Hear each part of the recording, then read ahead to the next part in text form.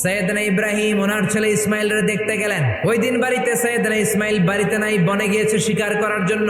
বাড়িতে সৈয়দনা ইসমাইলের বিবি সৈয়দনা ইব্রাহিম ঘরের দরজার বাইরে থেকে সালাম দিয়ে বললেন, আসসালামু আলাইকুম। ভেতর থেকে কর্কশ গলায় একটা মেয়ে সালামের উত্তর দিয়ে বলল, ওয়া আলাইকাস সালাম। জিজ্ঞেস করলো সৈয়দনা ইব্রাহিম, মা কেমন আছো?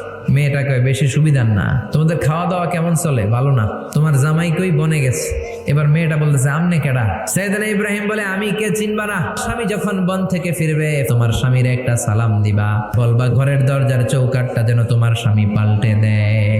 এই কথা বলে ইব্রাহিম চলে গেলেন। ইসমাইল আসার পরে বিবি বলতে আরম্ভ করছে, দুপুরবেলা একটা বুড়া আইছিল। বুড়া সৈয়দনা ইসমাইল বলে, কোন বুড়া আসছে? কি বলছে? বিবি বলে, আপনারে সালাম বলছে। ওয়ালাইকুমুস সালাম। আর কি বলেছে? আর বলছে ঘরের দরজার চৌকাট যেন আপনি পাল্টে ফেলেন। এই কথা বলার পরে সৈয়দনা ইসমাইল চিৎকার দিয়ে বলে, ও কি করলি তুই? নিজের কপাল পড়লি, নিজের কপালে নিজে কুড়াল মারলি।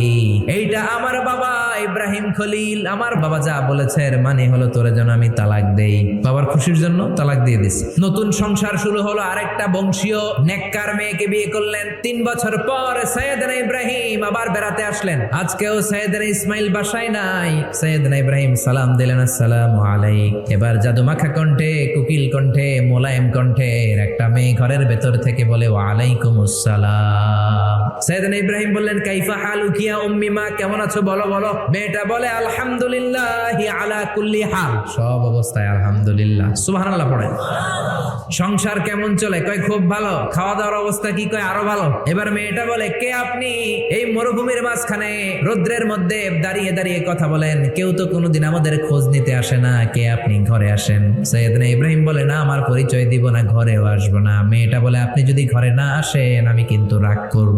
জোর করে ঘরে নিলেন, শরবত খাওয়ালেন, খেজুর খাওয়ালেন, রুটি খাওয়ালেন, মাংস খাওয়ালেন। সৈয়দনা ইব্রাহিমও চোখের পানি ছেড়ে দোয়া করলেন আর বললেন, তোমার স্বামী যখন বন থেকে ফিরে আসবে তোমার স্বামীর একটা সালাম দিবা, বলবা ঘরের দরজার নতুন চৌকাট যেন জীবনেও না পাল্টায়। চলে গেলেন। ইসমাইল আসলেন। বিবি বলল, নুরানি চেহারার এক আল্লাহর ওলির মতো মুরব্বী লোক আসছিল। মুরব্বী আসছে শুনে ইসমাইল তো ভয় পেয়ে গেলেন। কিরে, কেমন আচরণ করেছিস বল? বিবি বলে, আপনি ভয় পাবেন না, আমি খুব ভালো আচরণ করেছি, আপ্যায়ন করেছি। তিনিও খুশি হয়ে আমার মাথায় হাত বুলিয়ে দোয়া করে দিয়েছেন আর বলেছেন ঘরের দরজার নতুন চৌকাট যেন জীবনেও আপনি না পাল্টান। সুবহানাল্লাহ।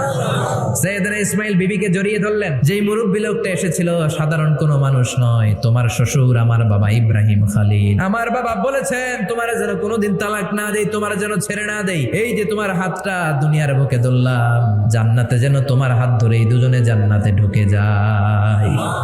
এজন্য বাবা মা